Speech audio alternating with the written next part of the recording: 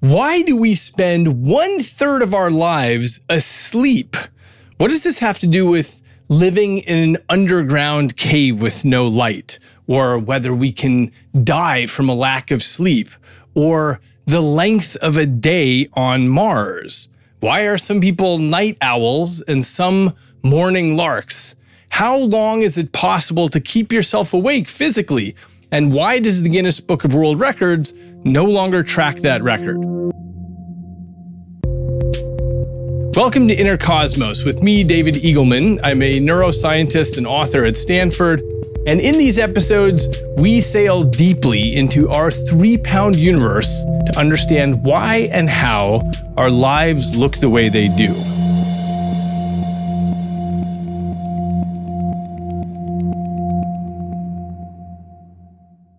Today's episode is about sleep. Why do we do it? Why do we spend so much of our lives in this weird doppelganger state? When you're asleep, it still looks like you, but you are essentially shut off. And even though we're not typically aware of being in this state because we have no sense of the passage of time there, we spend so much of our lives there, more time than you spend doing almost anything else, whether that's eating or showering or being with friends or listening to podcasts. All of those presumably take up a smaller fraction of your life. Sleeping is at the top of your list of activities, and certainly at the top of the list of activities that you do consistently. Other hobbies come and go, sleep remains. So in today's episode, we're going to talk about everything you've ever wanted to know about sleep, and we're going to uncover what the brain is really doing during this time.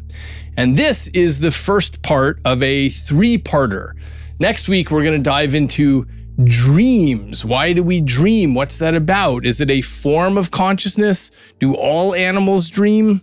And finally, 2 weeks from now, we'll dive into lucid dreaming, which is where you become consciously aware that you are in a dream state and you are able to take control of the plot. So join me for those episodes. They build on this one about sleep. And I promise you there will be no end of mind-blowing surprises there. So for today's episode, we're going to start in the early morning of May 24th, 1987, when a man named Kenneth Parks is watching TV on the couch and he falls asleep. And he gets up, he drives across the city of Toronto where he lives, and he enters his in-laws' home. And there he stabs his mother-in-law to death and attempts to murder his father-in-law as well. And then he drives himself to the police station and turns himself in. Now, everyone agrees that Kenneth Parks had no motive. He loved his in-laws and he had a close relationship with them. And even more strangely, he appears to have been asleep the whole time. Now, that claim sounded outrageous to most people, especially as Parks had to drive 14 miles to get to his in-laws' home. But as the case was investigated, the sleepwalking story began to take shape. When he arrived at the police station, he had looked down in confusion at his bloodied hands and he said, quote, "I think I may have killed some people." He claimed to have no memory of what had happened, and he appeared horrified when he learned the details. He testified that he wasn't awake and he wasn't conscious during the crime. And by the way, his testimony never wavered throughout the whole trial. So his legal team argued that the case represented homicidal somnambulism, which is just a fancy way of saying killing while sleepwalking. So electrode recordings in a sleep lab showed that the electrical activity in his brain was highly unusual and consistent with sleepwalking. So I'll quote the expert testimony given by a psychiatrist named Ronald Billings. The lawyer asks, Is there any evidence that a person could formulate a plan while they were awake and then in some way ensure that they carried out in their sleep? And Billings says, no, absolutely not. Perhaps the most striking feature of what we know of what goes on in the mind during sleep is that it's very independent of waking mentation in terms of its objectives and so forth. There's a lack of control of directing our minds in sleep compared to wakefulness. In the waking state, of course, we often voluntarily plan things, what we call volition. We decide to do this as opposed to that. And there is no evidence that this occurs during the sleepwalking episode. So the lawyer asks, and assuming he was sleepwalking at the time, would he have the capacity to intend? And Billings says no. And the lawyer says, would he have appreciated what he was doing? And Billings says, no, he would not. And the lawyer says, would he have understood the consequences of what he was doing? And Billings says, no, I do not believe that he would. I think it would all have been an unconscious activity, uncontrolled and unmeditated. So, what would your opinion be if you were a juror on this case? Does sleepwalking sound like an excuse? Is one either asleep or awake? Or can a brain be caught between those two states? So in today's podcast, we're going to explore the fundamental differences between the states of wakefulness and sleep. We'll look at the purpose of sleep and the way that transitions between sleep and wakefulness can go awry. And then, armed with our new knowledge, we'll return to the Parks case at the end of this episode to see what the jury concluded. To my mind, one of the most astonishing facts of neuroscience is that adult humans, we spend a third of our lives in the strange world of sleep. And by the way, newborn babies spend about 2/3. So it's insanely difficult to stay awake for more than a full day-night cycle. And if you somehow manage to stay awake for a while, you're going to be a bit cognitively impaired. And in animal studies, if you deprive a rat of sleep for weeks, the rat will die. So we can see that sleep really matters. It's not just a choice we make and we could do otherwise. And the massive importance of sleep can also be gathered from the fact that sleep is conserved through evolution. All mammals sleep, reptiles sleep, birds sleep. Even in the fruit fly, you can measure sleep-wake cycles, and 3 days of sleep deprivation result in the fly's death. The fact that all animals sleep suggests that sleep is not an accident, but something really fundamental. Now, the first question we're going to ask is, what is happening under the hood? Because when you look at somebody who's sleeping, it looks like everything is shut down. The eyes are closed, the muscles are relaxed, breathing is regular, there's no response to sound or light. So a century ago, people thought that wakefulness was the natural state of the brain, and that sleep represented a phase in which brain activity was just decreased or shut down. But in the last century, scientists discovered that the brain is not so much naturally awake as it is kept awake by a whole system of brain areas. For example, if you injure the brainstem, that can cause you to fall into a sleep-like state that we call coma. So you need special machinery to run in order to be awake. And as it turns out, you also need special machinery to sleep. If you damage part of the hypothalamus, you get long-lasting sleep difficulties. In other words, for both waking and sleeping, you need particular networks to run. You need the activity of certain cells. Waking is a neurally active state, and so is sleeping. Now, people noted these things about sleep by observing brain damage, but you can really only tell so much from that. So how did the field make progress from there?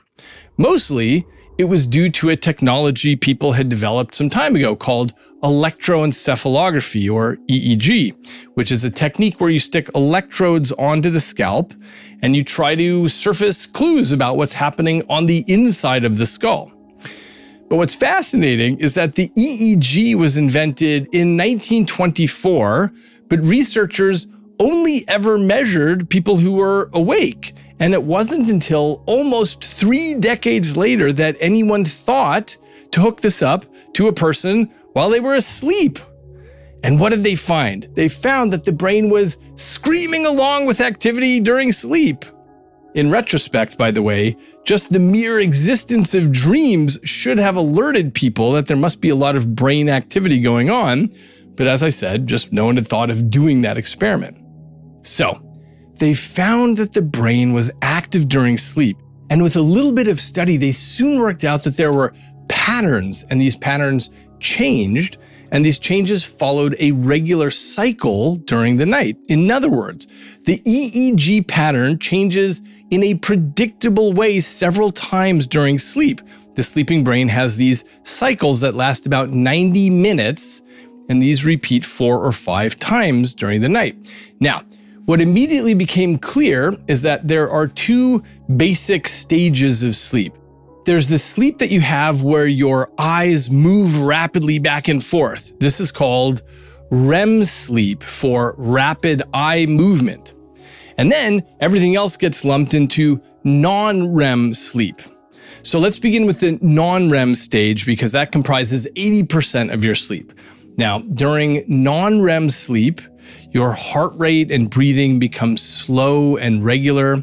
The deepest stage of this is known as slow wave sleep, and this is named that way because the brain's electrical activity oscillates at a low frequency and with a high amplitude. Think of this like woo, woo, woo. Okay, now REM sleep is quite different. In REM, your heart rate and your breathing speed up and your small muscles twitch, like your facial muscles.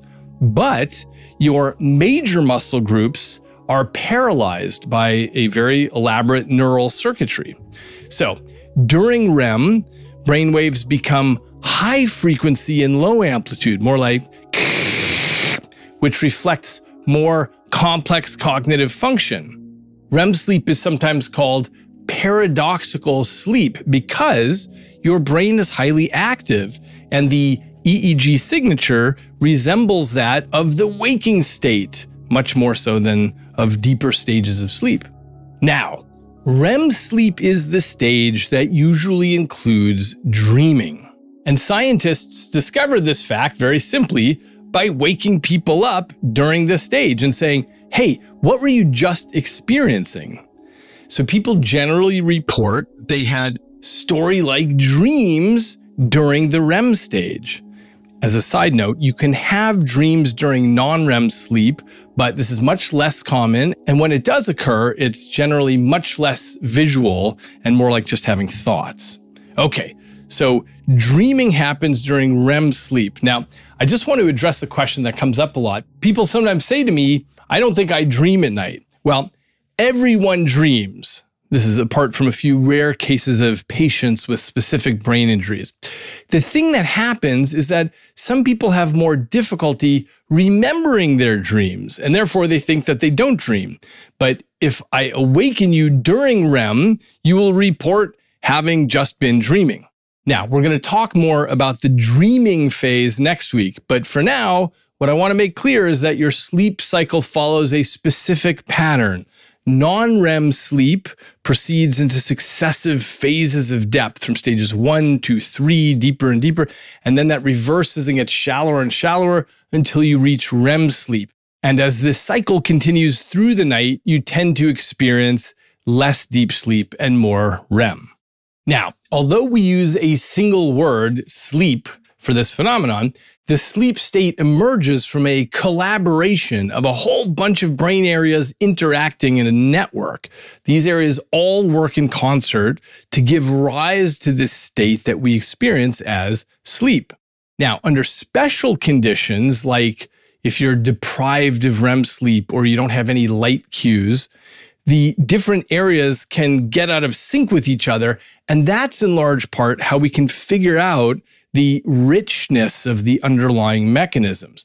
So let's now look at the most important parts of the brain's sleep network.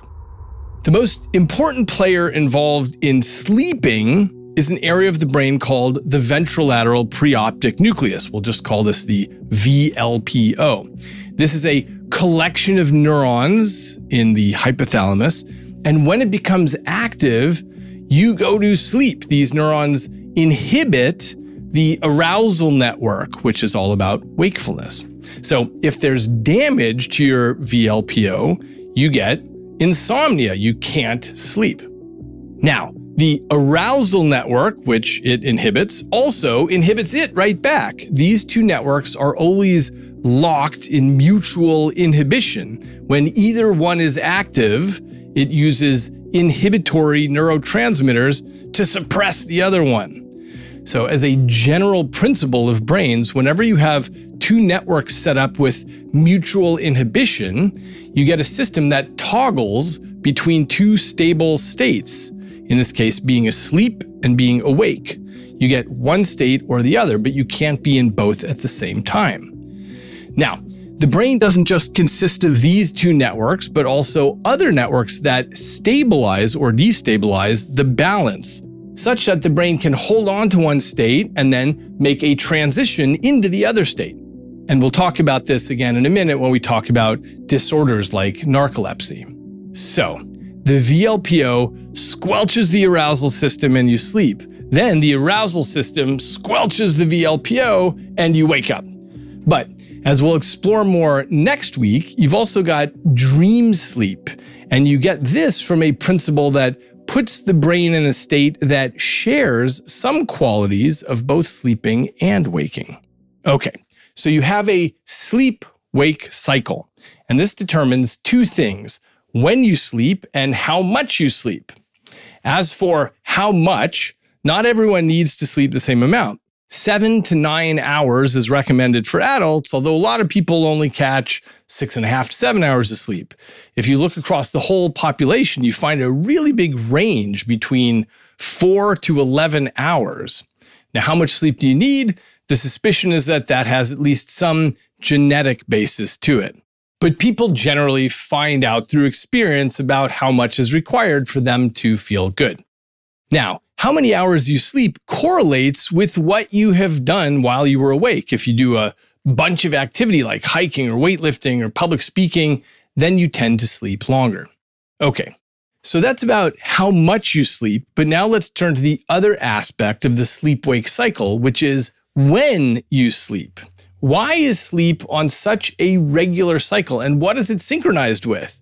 The answer involves your circadian rhythm, which is a natural internal pattern that runs on approximately a 24-hour cycle. Where does the word circadian come from? Circa means about, and dian is a day. Now, our circadian rhythm is what times our sleep-wake cycles. All animals appear to have some form of a circadian cycle that influences not just sleep and wakefulness, but also coordination, blood pressure, alertness, body temperature, things like that. The circadian rhythm comes from pre-programmed mechanisms in our brain, and it persists even when there aren't any external cues like the sun going up and down. Some animals, like the blind mole rat, maintain their rhythms even though they live underground and don't see the sun. I'll come back to this in humans in just a moment. So, the primary clock in mammals is a structure called the suprachiasmatic nucleus, which is in the hypothalamus. So these cells keep a rhythm, and what's amazing is if you culture the cells of the suprachiasmatic nucleus in a dish, they will maintain their own rhythm. So, not surprisingly, when this nucleus gets damaged, that obliterates a regular sleep-wake rhythm. So, the circadian rhythm is generated by internal mechanisms and runs on its own machinery, but it becomes entrained to cues in the environment. In other words, it lines itself up with the environment. And the most important cue that it uses is the light-dark cycle. In other words, the phase of the circadian rhythm is set by the planet's rotation into and out of light from the sun. The light information gets from the retina to the suprachiasmatic nucleus, which then gets to the pineal gland and tells it to make melatonin, which you've probably heard of. Melatonin is not directly a sleep hormone, as people sometimes think, but instead it's a darkness hormone. It gets its darkness information from the suprachiasmatic nucleus, and the cycles of melatonin just influence when you get sleepy. So, what happens if you are not seeing the sun go up and down? Well, that's a question you can directly explore. In 1972, the French underground explorer Michael Siffre descended a 100-foot vertical shaft into the Midnight Cave near Del Rio, Texas. And inside, he had stashed a campsite with food and water and books, enough to last him the 6 months of the astounding time isolation experiment that he was about to undertake. Because the bowels of this cave had no light clues. You couldn't tell anything about day from night, and he had no timepieces of any sort. He forbade any incoming contact from the outside world. His telephone only made outgoing calls. And in this self-imposed experimental condition, he kept careful track of his sleep and wake times by calling his support team when he woke up, when he ate, and when he went to sleep. He quickly lost a conscious sense of time. Just imagine what that would be like to have no clues to what time it is. No cell phone, no Alexa, no wristwatch, nothing. So, what happened? Without the ability to see the light and dark cycles of the world, the period of his circadian rhythm drifted to about 25 hours. And subsequent experiments verified that the circadian rhythm is not an exact 24-hour clock, it's an approximate clock that gets nudged into rhythm with the sun's cycle.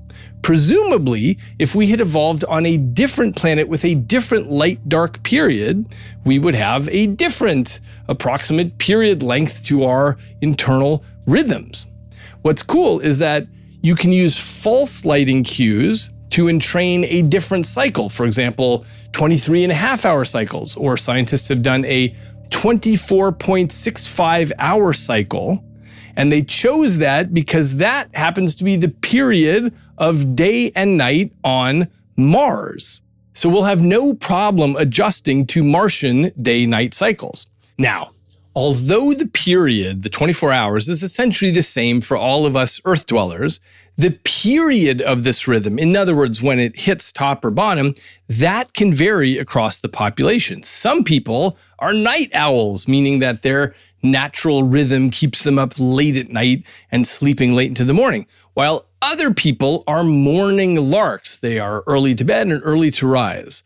About 60% of the population is intermediate between the two. There's a normal amount of variation in the population between night owls and morning larks, but some people on the very extremes have to take really drastic measures to adapt their lives to societal norms. So consider the case of a woman that I'll call Melinda.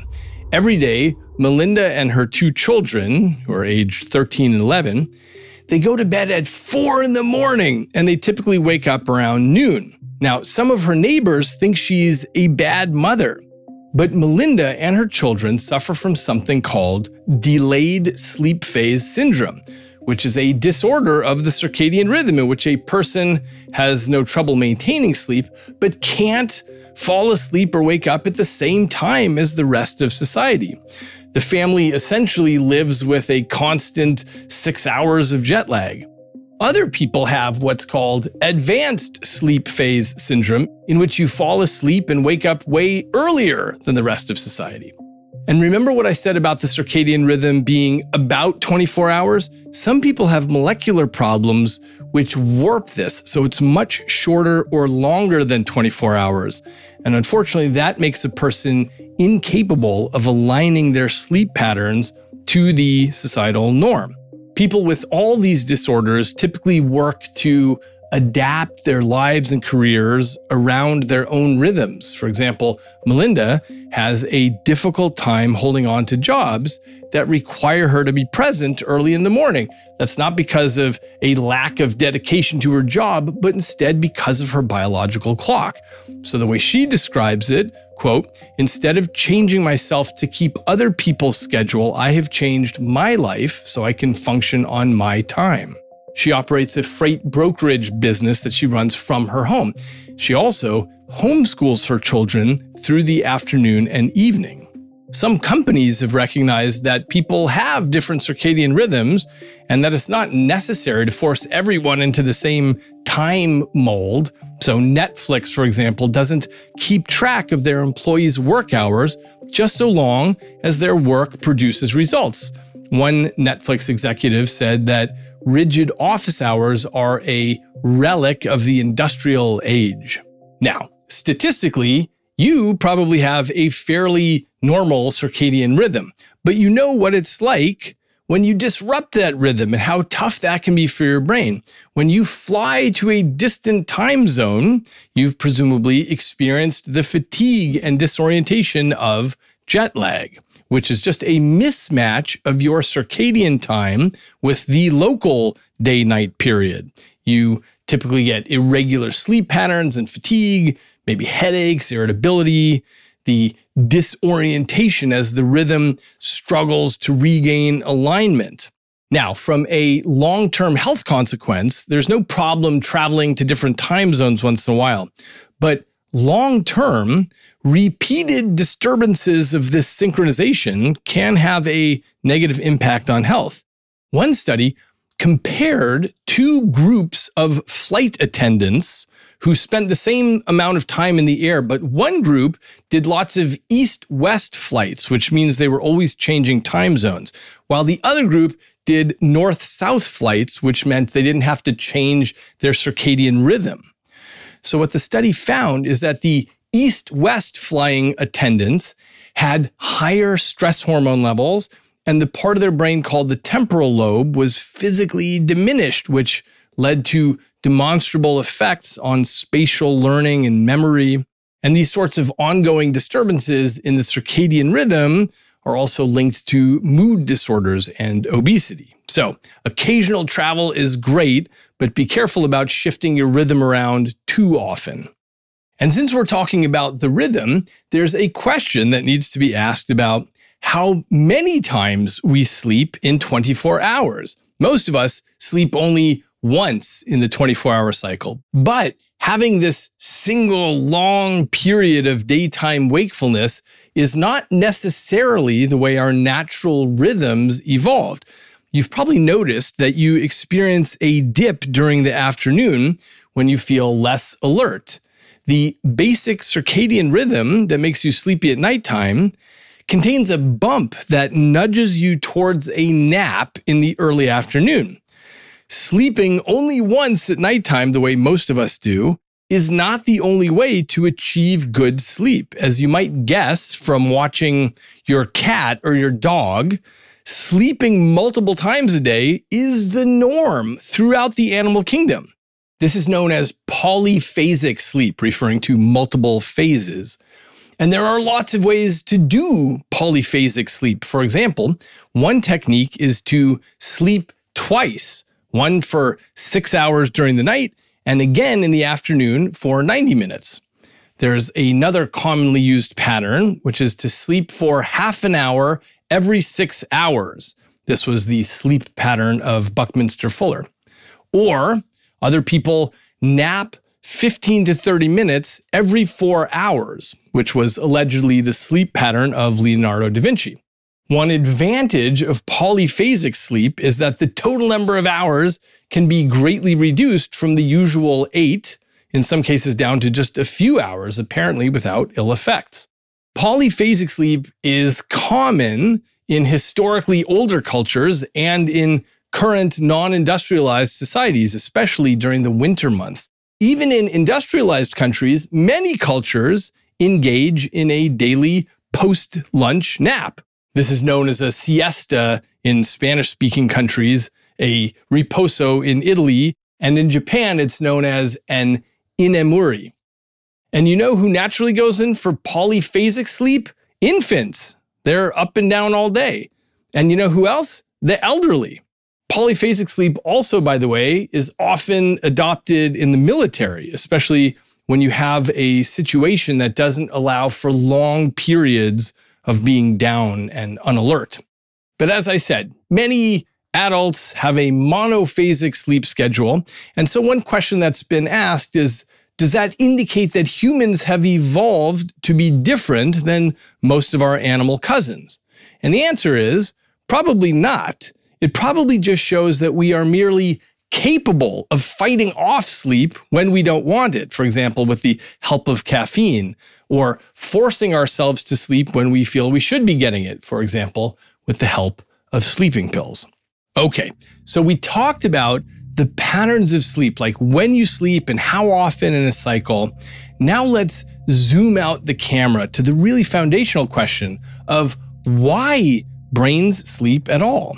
Because the thing to note is that sleep entails lost time and reduced defenses. So it's striking that across all species in the animal kingdom, everyone's doing it. In fact, animals in situations that don't easily allow for sleep, they have evolved elaborate mechanisms to get that sleep. For example, the bottlenose dolphin can't just go to sleep because it has to periodically come to the surface to breathe.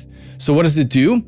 It has one side of its brain sleep at a time.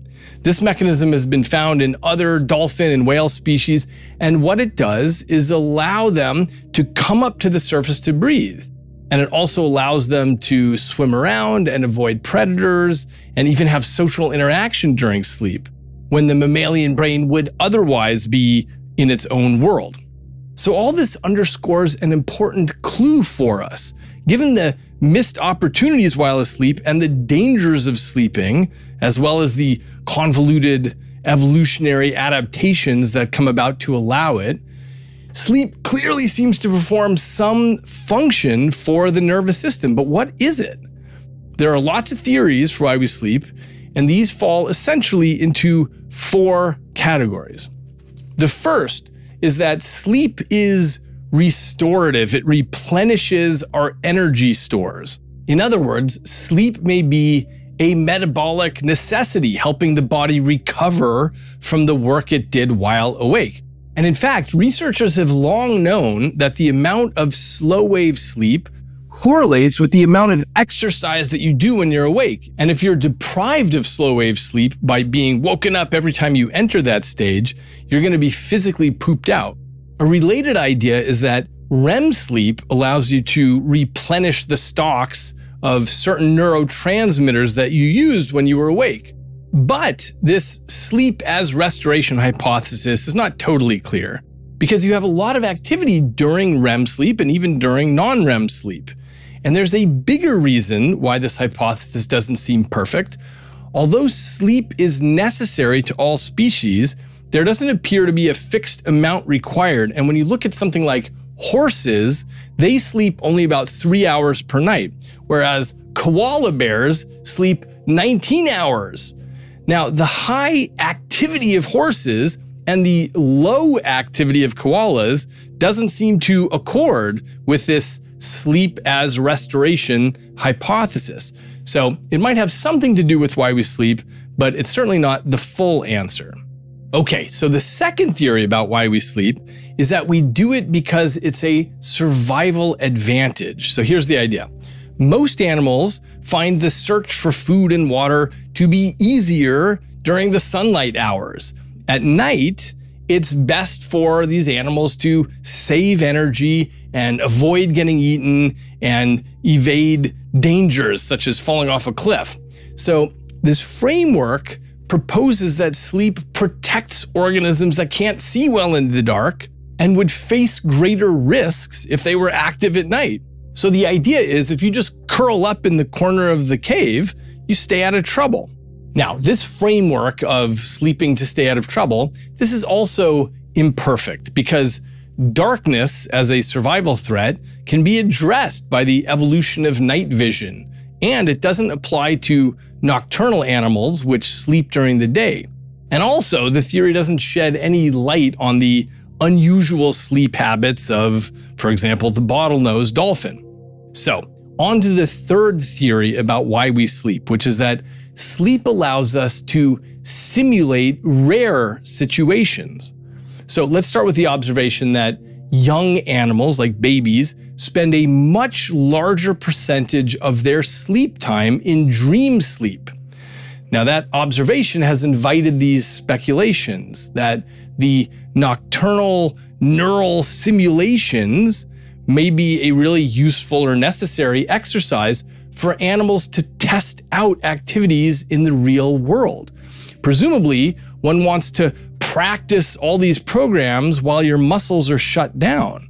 And according to some versions of this theory, the periodic stimulation of the cortex in this sort of semi-random manner can maintain circuits that you need for survival, but they rarely get activated, like emergency defense procedures. So a specific version of this framework called threat simulation theory suggests that sleep exists to simulate threatening events and rehearse threat perception and threat avoidance.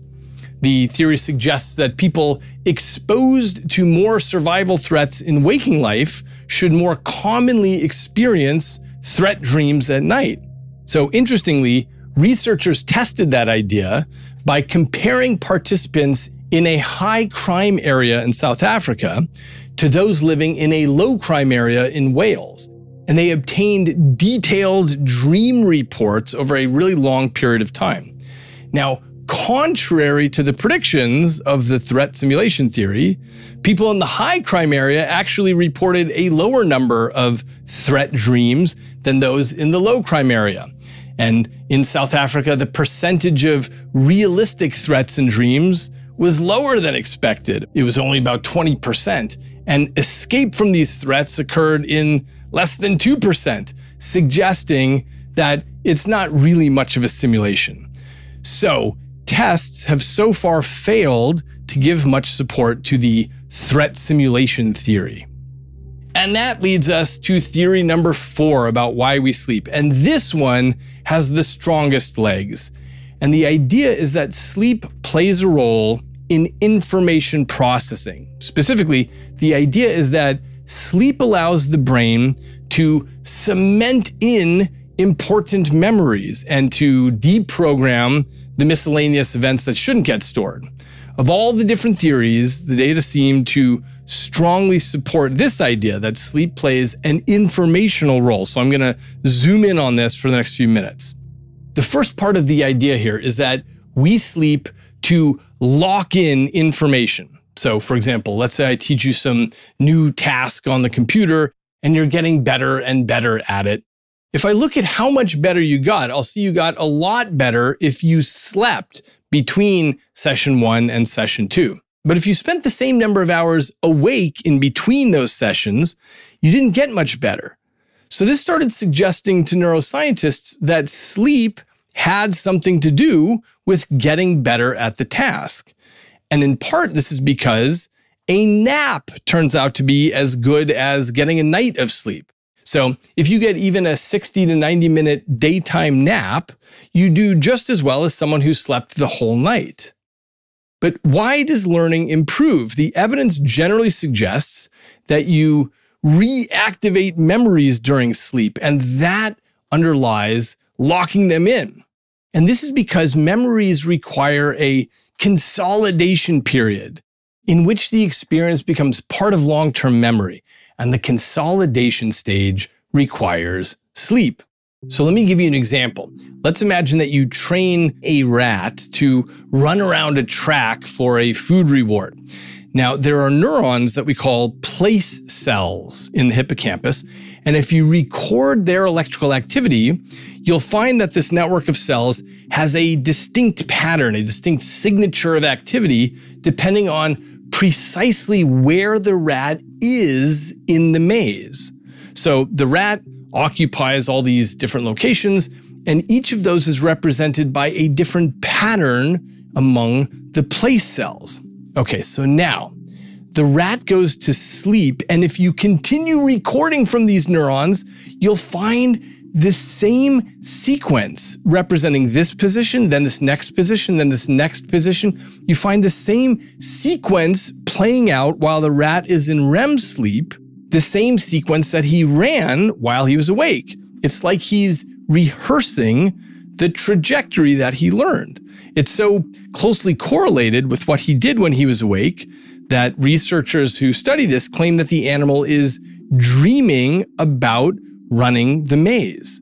They can take that activity and reconstruct where the rat would be in the maze if it were awake. And they can further guess whether the animal is dreaming about running from position to position or standing still in one spot. Now, this sort of thing doesn't just happen in rats. This same kind of rehearsal happens in songbirds, whose neural activity during sleep resembles their song production activity. So the idea is that this replay is part of consolidating events into long-term memory. In other words, the hypothesis is that the information replayed during sleep determines what we later remember. And this idea is consistent with human studies in which we see that the learning of repetitive tasks relies on REM sleep to improve your performance. In some cases, this offline practice session seems to be just as useful as practicing the new task when awake. So both rats and humans perform recently learned tasks better after a period of sleep. And these dreaming rat studies are consistent with a human study in which participants learned to play the video game Tetris. That night, they dreamt of falling Tetris blocks. Now, here's the really wacky thing. When subjects with amnesia were trained on the game, they reported these same dreams of these colorful falling blocks, but they had no idea why they were dreaming about such things. So just as rats dream about repetitive tasks performed during the day, the Tetris players dreamed about their new video game experience. Now, although a lot of research has studied the effects of REM sleep on learning, I just want to be clear that slow wave sleep is also important, and you find the slow wave activity most strongly in the brain areas involved in some new task. So if I have you do some complex eye-hand coordination task, we'll see enhanced slow wave sleep activity in those areas that were involved. That's where we find the most action. And what we find is that the more slow wave sleep you see in a region, the better you get at the task. Okay, now if sleep consolidates memories, that raises an important question. Which experienced events are the important ones to cement in, and which events should be taken out with the neural trash? In other words, if your brain is taking in information all the time, are you ever at risk of cementing in associations that are accidental? Like you shut the refrigerator door and just at that moment, a dog barks outside and your brain might say, oh, there must be a relationship between those two events, even though it was totally spurious, it was accidental. As it turns out, people have been thinking about this question for a long time. I found a quotation from 1749 where the English philosopher David Hartley suggested that, quote, "The wilderness of our dreams seems to be of singular use to us by interrupting and breaking the course of our associations. For if we were always awake, some accidental associations would be so much cemented by continuance as that nothing could afterward disjoin them, which would be madness." End quote. Now, this idea was taken up by Francis Crick and Graham Mitchison, who in 1983 hypothesized that we dream to forget. That is, they suggested that REM sleep erases these spurious associations between neurons before they inappropriately lock into place. So this theory posits forgetting as an active nightly practice, which is quite different from the traditional view of forgetting as a slow global degradation of information. Now, there are various reasons to take this hypothesis seriously. So look at artificial neural networks. They have this tendency to turn into memory mud when you expose them to too many associations. And Crick and Mitchison were inspired to make their proposal not only by the fact that such networks fail, but the way in which they fail.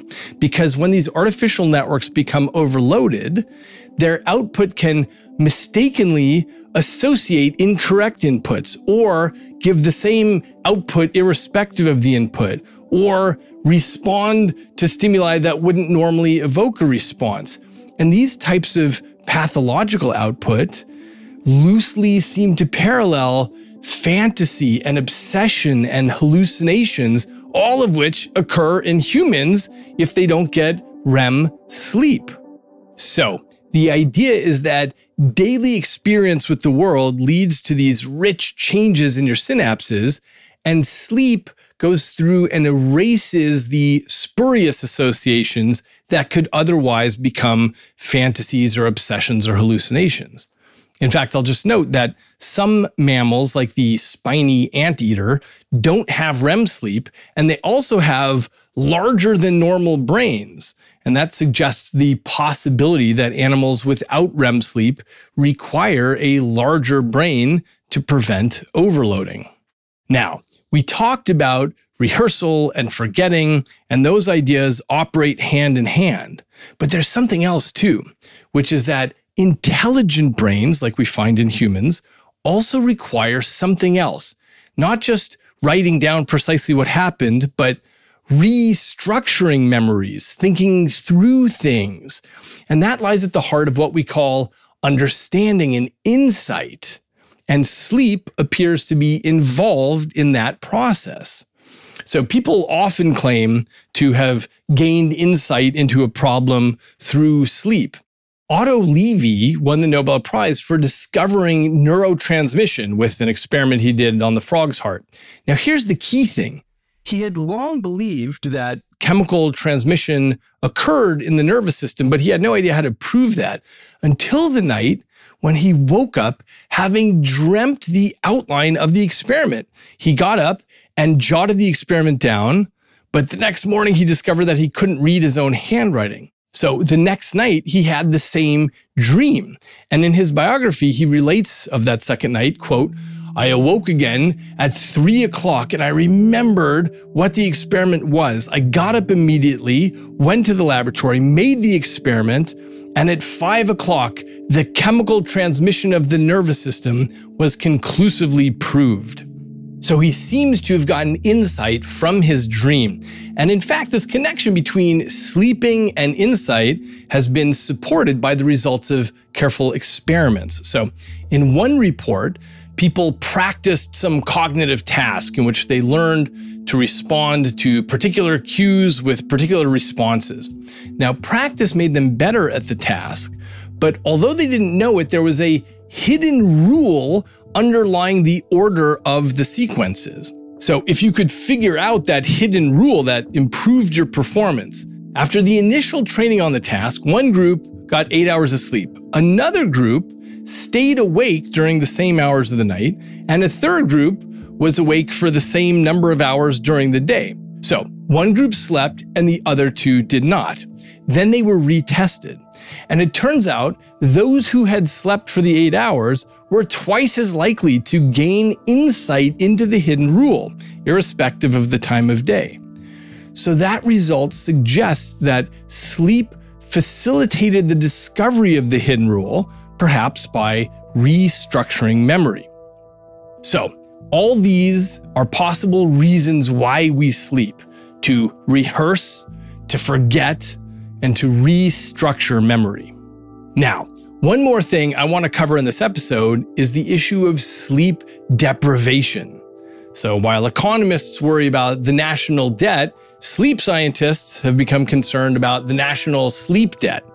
Because with the demands of modern life, lots of us get less sleep than the demands of our brains and bodies would call for.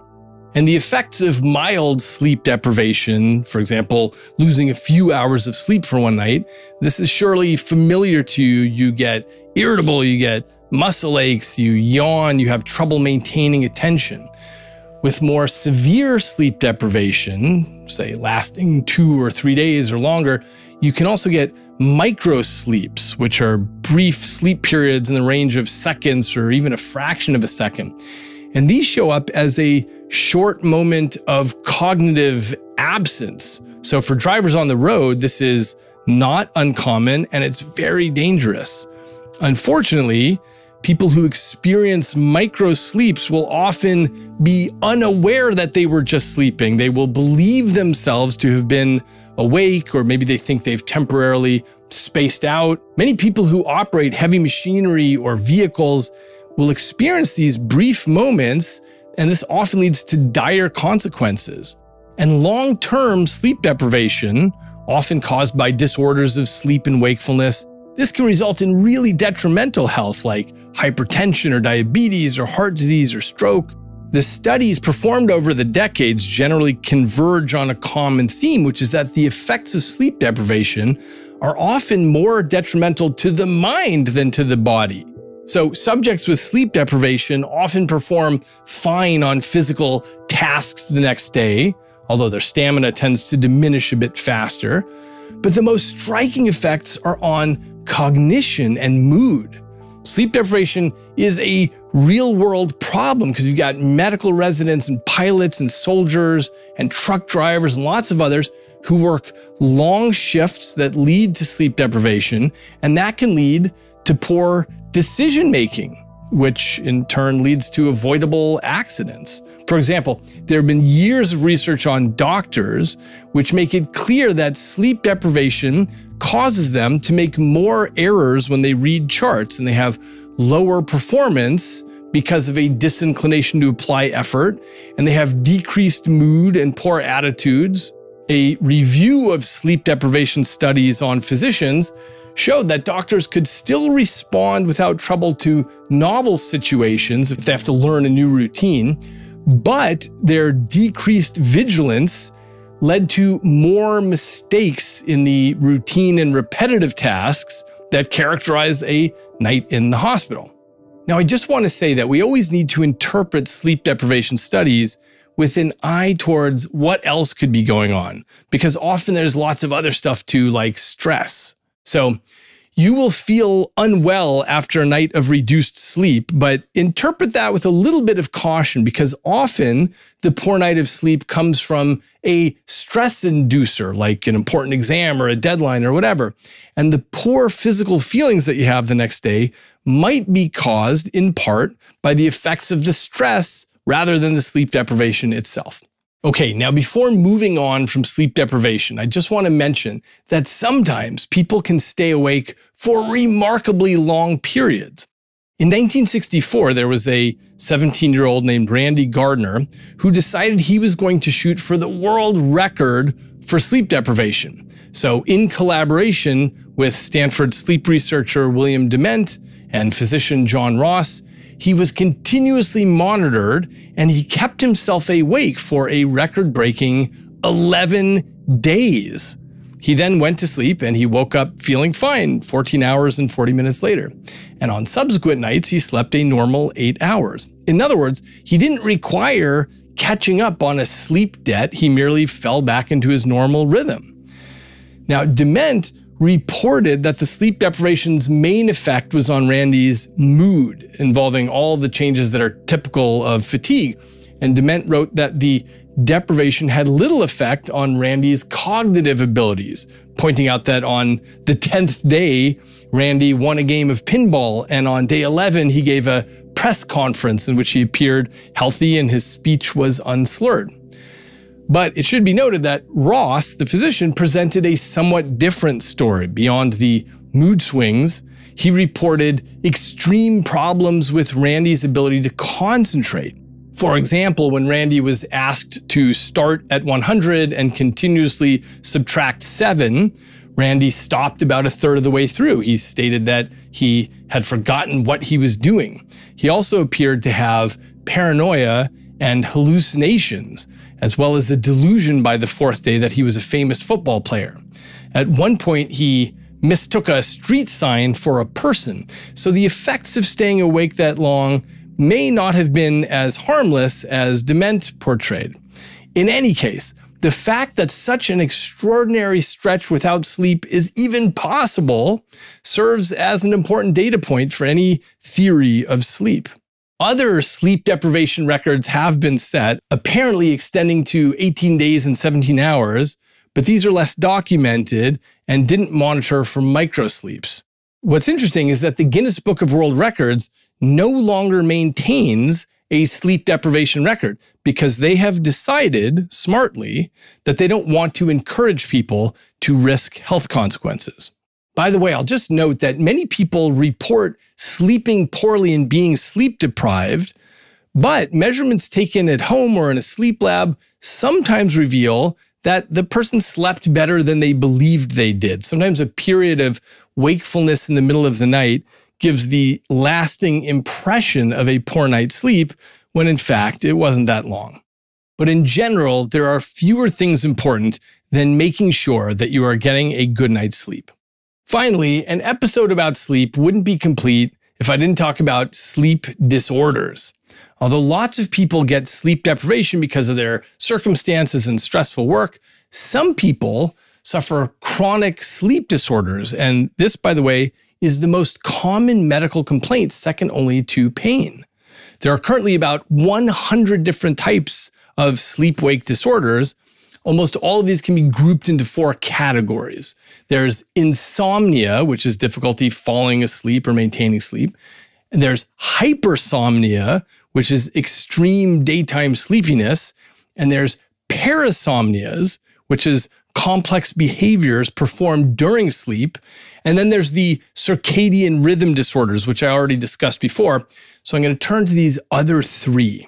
So let's talk insomnia first. So this is the most common sleep problem, and it involves not getting enough sleep to feel rested. From the brain's point of view, insomnia happens when both your sleep and arousal systems are simultaneously active. By the way, as an interesting side note, there's often a link between insomnia and psychiatric disorders, and the link is bidirectional, meaning either can lead to the other. Now, to deal with insomnia, some people take hypnotics, which are sleep aids. And although people have used lots of compounds as hypnotics over the millennia, such as opium and barbiturates, these often lead to addiction and sometimes to breathing problems. The over-the-counter hypnotics that are approved by the Food and Drug Administration, they're all antihistamines, and these can produce next morning sleepiness or several other side effects, and eventually tolerance to the sedating effects. Now, unregulated over-the-counter sleep aids like valerian or hops or lavender or melatonin generally appear to be of no benefit for insomnia. There are only a few pharmaceutical treatments for insomnia, and most commonly these include drugs that modulate the effect of the neurotransmitter called GABA. Now, insomnia can take a heavy toll on mood and productivity, and in the most extreme and rare cases, it can actually be fatal. I'll tell you a case that's really terrifying. Think about what it would be like to never sleep again. In 1978, there was an Italian woman in her 40s who went to the doctor with terrible insomnia. Sleeping aids were totally useless. She simply couldn't fall asleep anymore. And as the toll of the disorder grew over the course of a few months, she could no longer walk and could barely speak. And within 1 year of the onset of this insomnia, she died with her body exhausted. A year later, the woman's sister presented with exactly the same symptoms, and she soon died the same death. For both women, their minds remained fine as their bodies disintegrated. So there was a physician named Ignacio Reuter, who was a nephew by marriage to these two sisters. He was drawn to this mystery and began to plumb his wife's family tree for clues, and he discovered that this fatal insomnia had struck down other ancestors of theirs, and he suspected he was on the trail of a rare genetic disorder. So when his wife's uncle, Silvano, came to visit, Reuter spotted the early onset of the symptoms, and he convinced Silvano to go to an Italian sleep clinic where his worsening insomnia and progressive decline were documented on video. And then Silvano died at the age of 52. Now, Silvano's brain was quickly removed and flown to a lab at Case Western Reserve University in Cleveland. And there, a neuropathologist named Pierluigi Gambetti examined the brain and noticed that it was shot through with tiny holes like a sponge. This reminded him of something that he'd seen before, a brain disease known as Creutzfeldt-Jakob, which is the human form of mad cow disease. So Gambetti called Stanley Prusiner, a scientist who had recently suggested that these brain diseases were caused by abnormal proteins called prions. So Prusiner performed studies and confirmed that this insomniac family had a prion disorder, and he won the 1997 Nobel Prize for his investigation of prions, in part for the work on this family. Now, in the intervening years, more than 30 other families who are carriers of this genetic disorder have been discovered, and this is now known as fatal familial insomnia. Thankfully, most types of insomnia are typically much milder and more treatable. For example, one of the most common forms is restless leg syndrome, where upon falling asleep, a person feels unbearable discomfort in the legs that calls for relief by stomping or rubbing or twitching the legs. And this restless leg syndrome is experienced by about 5 to 15% of the population and appears to have a genetic component. But fortunately, medications can successfully address restless leg syndrome in most cases. Okay, so that's a quick overview of insomnia. But there's also the opposite of insomnia, known as hypersomnia. People with hypersomnia have excessive sleepiness. Now, this is different from being tired because of a late night. This exists at such a high level that one has no choice but to nap frequently during the day, including at inappropriate times, such as in the middle of a conversation or a meeting or lunch.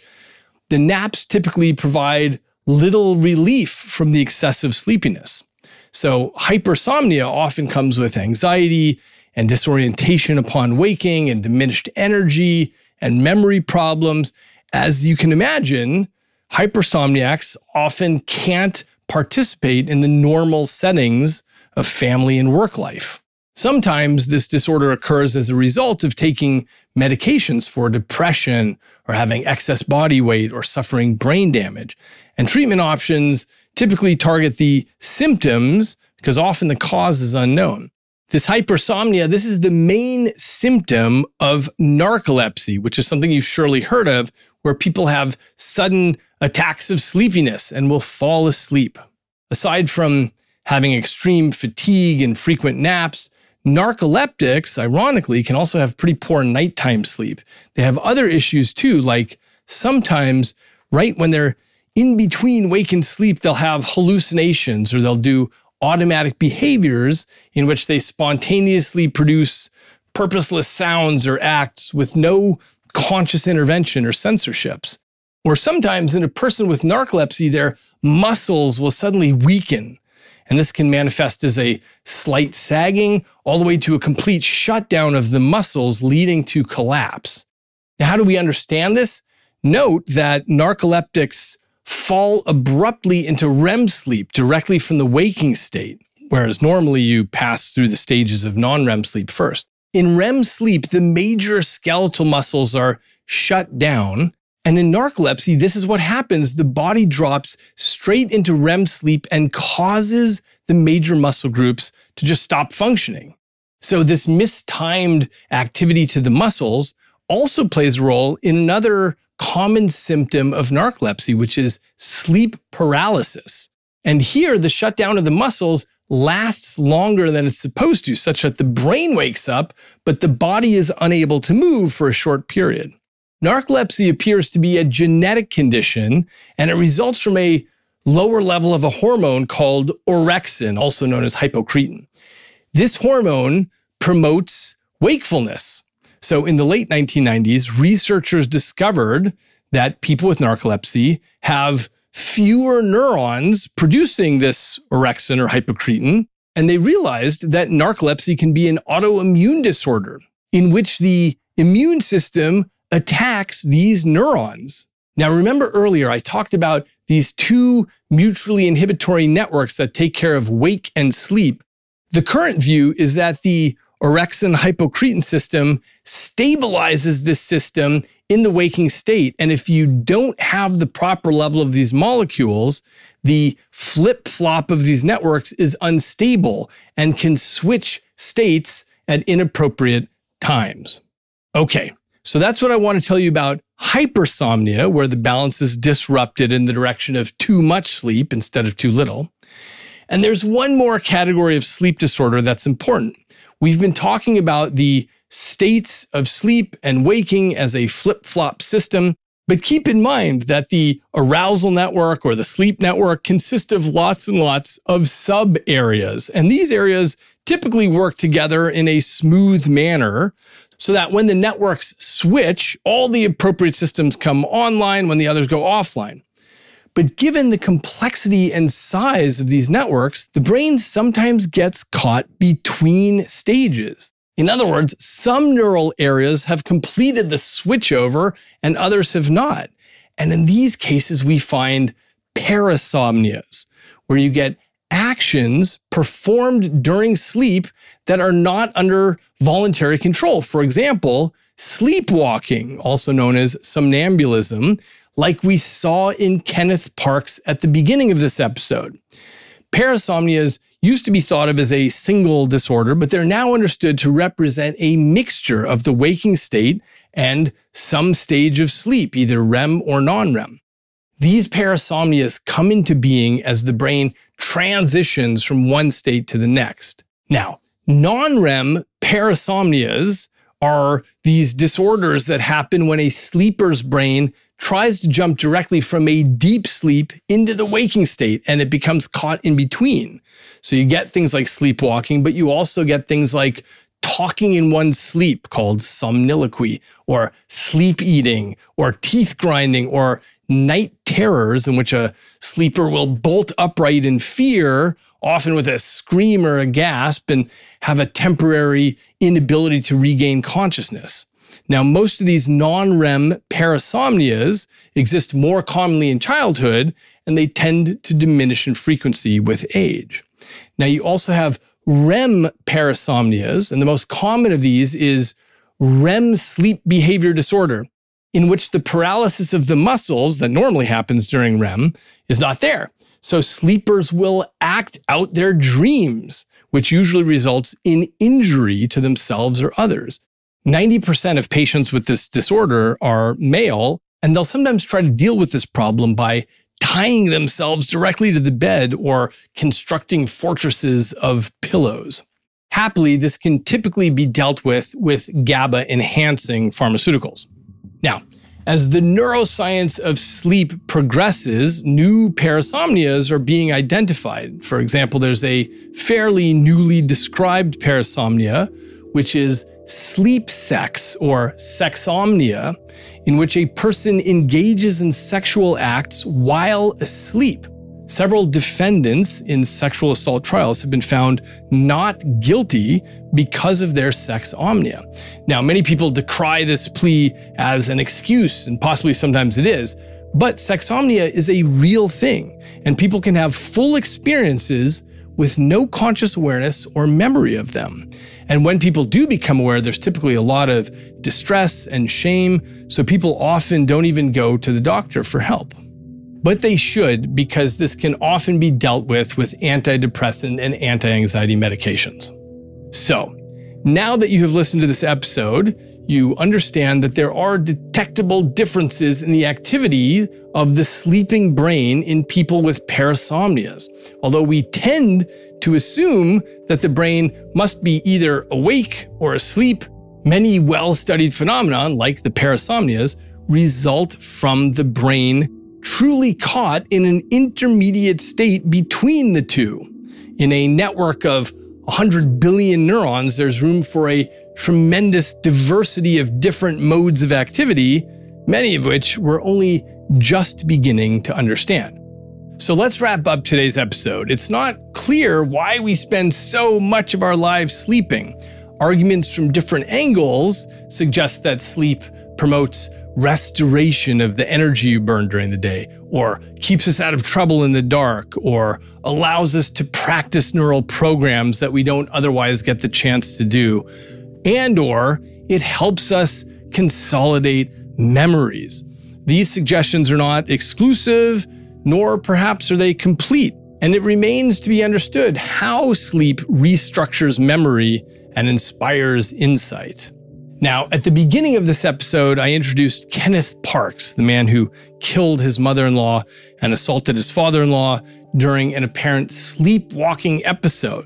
The idea of murdering in one's sleep tends to challenge the belief of the public, and people will typically dig into the position that the plea is a fraudulent excuse.